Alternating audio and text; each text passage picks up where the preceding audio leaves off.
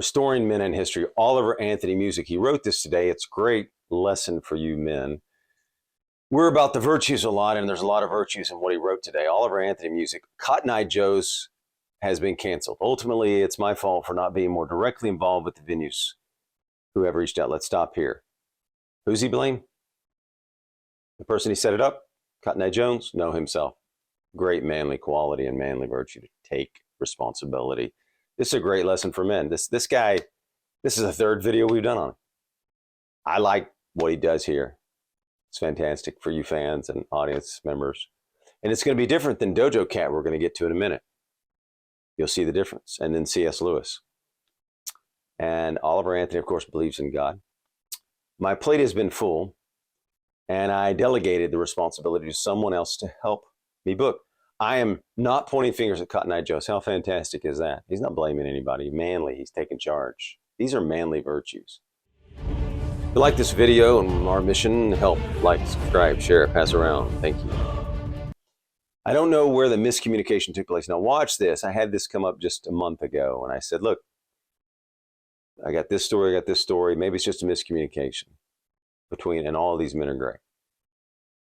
Miscommunication, it can happen. It doesn't mean someone's bad or even a bad act. It just means a miscommunication takes place. It's a good way to see things a lot. I like this because I just did this the other month and said, look, of all these guys who've said this and they've said this, let's assume everybody's a good actor and they're all telling the truth. It's just a miscommunication. All right. I'm not pointing my finger at Cotton Eye Joe. He doesn't point his finger. This is fantastic. He takes responsibility first. I'm just upset seeing those prices. What's he upset about? Let's read on.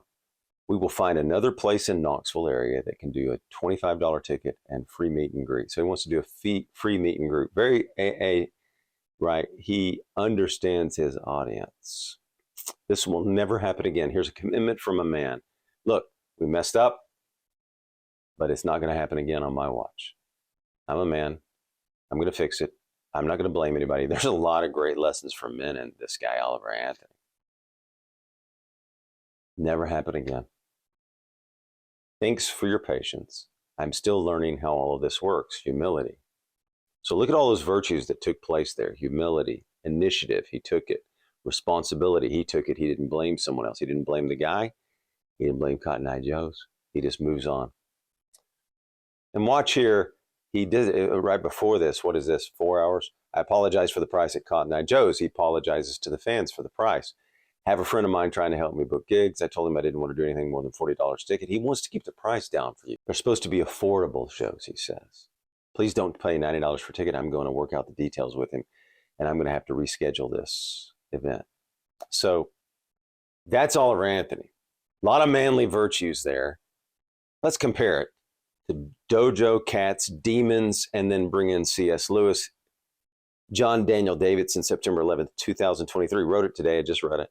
And it's such a juxtaposition compared to Oliver Anthony of what's going on in the music industry and the world. And he mentioned Screwtape Letters, which is a great book. But let's read some of it. Doja Cat's demons are real, whether she believes in them or not. And remember, Oliver Anthony ended one of his concerts the other week with what?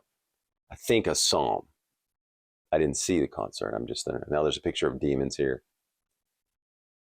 All right, the mainstreaming of the demonic isn't just for shock value. It's what happens when materialism begins to collapse on itself. So we've talked about materialism, right? Tocqueville, Walking Across America, talked about what made America great, the balance of materialism and what? Spiritualism. You look up Sundays and you take your mind off materialism. Let's go on. And C.S. Lewis, The Last Battle, and the whole series is great, Chronicles of Narnia. Villain Rishta cynically worships and promotes the human sacrifice god. Well, human sacrifice. Tash for political gain, but doesn't believe he is real.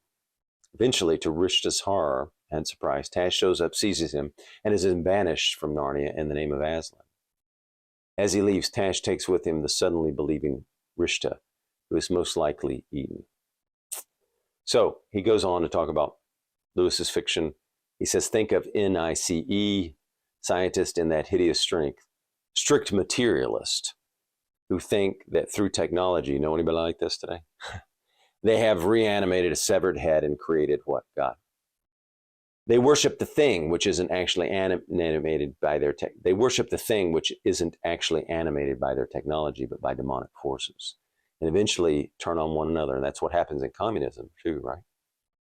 Factions turn on each other in Russia, remember? And a murderous spasm when the demon commands them, give me another head, because they're insatiable, right, for pain and torture. Lewis's point is that the cynically dabbling in the demonic is no shield from the danger that dabbling inevitably brings. That's true, right? You don't want to be over there dabbling with that. You want to be over here with friends of virtue, right? We want you with friends of virtue here, not over with the demons, right? The point came to mind Friday when I saw a post on X, formerly Twitter, when Doja Cat's music video for her latest single, Demons. For this video, I watched some of it. The video features Christina Ricci as a new homeowner who quickly discovers the place is haunted by a demonic, black-clad Doja Cat, replete with horns, sharp claws, spiked tail, and glowing red eyes. Everything about the video, right down to the front of the title cards, exudes a self-consciously ironic throwback vibe. It's not meant to be scary, more like a tongue-in-cheek indulgence in demonery that mocks the satanic panic of the 80s and 90s. Do we want to mock that? It's not much difference, and he talks about the Sam Smith, what he did at the Grammys. Remember that? In the video where he gave Satan a lap dance before killing him and taking his throne. But here's your difference, right? You got Oliver Anthony reading a psalm. You got Oliver Anthony concerned about his fan base once the ticket price low. And you got this, right? There's a decade-long history of this sort of thing in pop culture, which younger artists are likely aware of. What they're doing isn't new. It's post-Christianity society. It certainly isn't transgressive. Maybe it's not meant to be. The aim here is perhaps not to shock, but to entice. What are they trying to bring him over to? Now, the comment I saw on X was from an anonymous account who noted in reference to the Doja Cat video that, quote, overt celebration of the demonic can be understood as evidence of a particular predictable phenomenon that takes place during the late-stage decline. Materialism, he says, can for a time be used as a way to explain away and deny the reality of the spiritual world. But in the end, strict materialism is inevitably found what? Insufficient, discarded, and replaced with a sinister neo-spiritualism. Now listen, we don't think you're going to be very happy in just materialism. We know what we believe here in relationships, friendships, purpose. We know that, right? Materialism, a big house, can't fill you up like relationships, good relationships, love, faith, hope, virtues, purpose, becoming an exceptional man. All right, let's go on. Medium.com, neo-spiritualism. Let's just give a brief insight. Guillaume Kamar, PhD. In neo-spiritualism, the spirit or energy is aware and conscious, distinguishing between living and non-living. Also, the highest intensity of the supreme energy is in humans. Did you get that? The highest intensity of this supreme energy is in humans. No. It's over here in God, right? Who conceptualize and experience everything we know, the only one who knows everything we know.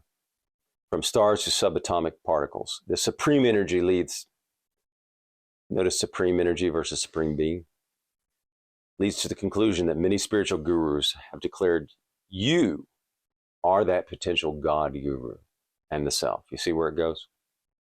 Depending on what intensity of aware energy you acquire, experience, and realize. No. You're not going to become God. See how they think they can become God? You see all the tech gurus, they think they can become God, right? Now, it goes on to say this neo-spiritualism theory beyond religion has wide acceptance worldwide, especially since the youth are now less prone to religious traditions and rituals. So let's go back to the piece now, the other piece. All right, and C.S. Lewis. And C.S. Lewis is fantastic. We've done his books in the groups, right? Lewis had a name for this kind of modern man who would embrace this sinister neo-spiritualism. He called him the materialist magician. In his 1942 novel, The Screwtape Letters, great book. Fantastic book, by the way. I've always great stories in there. This demon Screwtape addresses a question from his nephew Wormwood about whether it is essential to keep the patient in ignorance of your own existence. The question, Screwtape says, at least for the present phase of the struggle, has been answered for us by the high command. Now, it's also interesting about this. Let's stop here. And the screw tape letters, the demons are very bureaucratic, and it's like levels of bureaucracy, like the administrative state.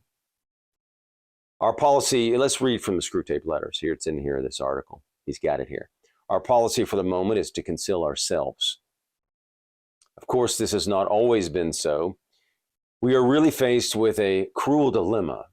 When the humans disbelieve in our existence, we lose all the pleasing results of direct terrorism, and we make no magicians. On the other hand, when they believe in us, we cannot make them materialists and skeptics. See the goal there? At least not yet. I have great hopes that we shall learn in due time how to emotionalize and mythologize their science to such an extent that what is in effect belief in us, though not under that name, will creep in while the human mind remains closed to belief in the enemy. The life force, the worship of sex, and some aspects of psychoanalysis may here prove useful. If once we can produce our perfect work, the materialist magician, the man not using, but veritably worshiping what he vaguely calls forces, while denying the existence of spirits, then the end of war will be made in sight. Remember in Usual Suspects?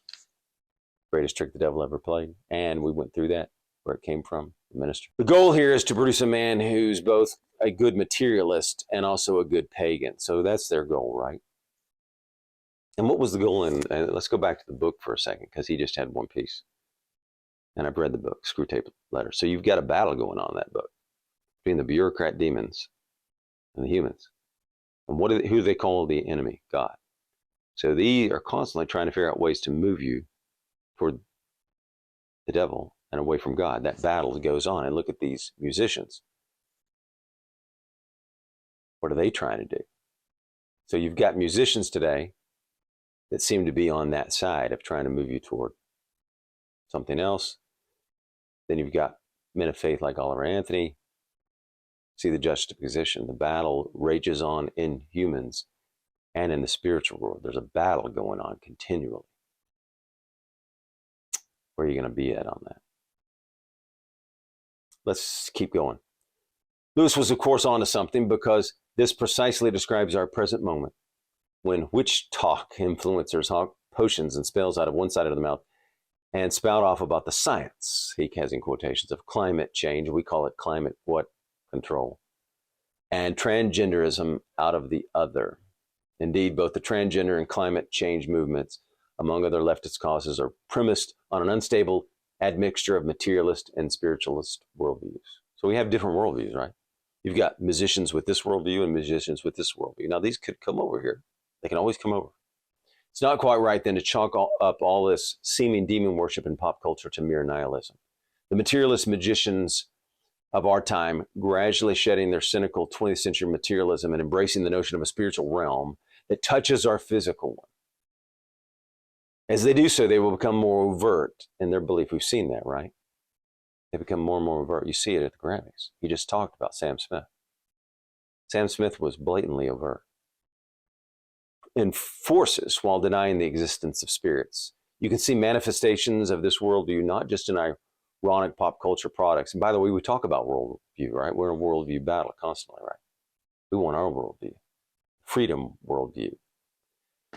And it goes back to the beginning of time, right? Good versus evil, God versus Satan, right? Doja Cat's music video, but among AI researchers who increasingly talk about what they're going to doing in theological or spiritual terms. Have you noticed that?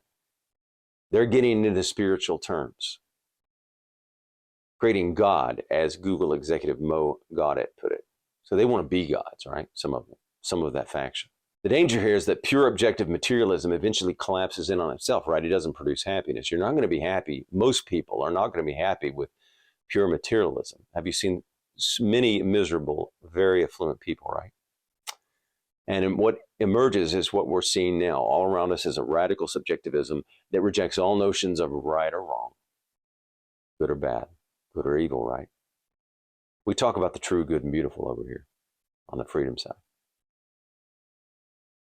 Now, what happens if you can't tell right or wrong, or nothing is right or wrong, but is guided instead by mere appetite and desire? Quote Lewis again: when all that says it is good has been debunked, what says I want remains. Great line, right? That's a fantastic one. When all that says it is good has been debunked, what says I want remains. So relativism, whatever's good for you, is also part of this. That's not just a recipe for the ruin of our civilization. It heralds a new pagan epic in which the entire society of the materialist musicians, like the scientists of N.I.C.E. or the grinning pop stars of today, emotionalize and mythologize science and reason, largely unaware that they're actually enthralled to something much worse than their appetites, something that, like Tash, will eat them in the end, right? Communist societies, the factions eat each other, right? So how are we going to wrap this up? There are forces at work. I'm going to read one more piece at the end. We did spiritual warfare. Oliver Anthony, this video, Sam Smith, and Hollywood. And one more point about Oliver Anthony. He gets his audience and respects them, and he wants to please them. He knows that he is there to serve the audience. Again, what is that? Servant mindset.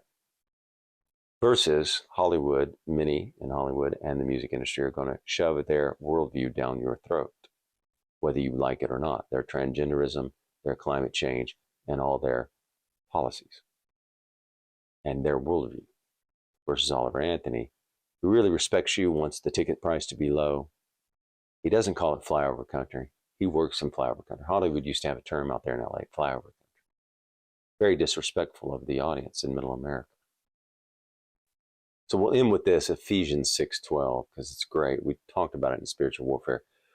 For our struggle is not against flesh and blood, but against the rulers, against the powers, against the world forces of this darkness, against the spiritual forces of wickedness in the heavenly places. So how do you counter this? How do you deal with it? Prayer and the armor of God, right? Thank you. If you like this video, please comment, like, subscribe.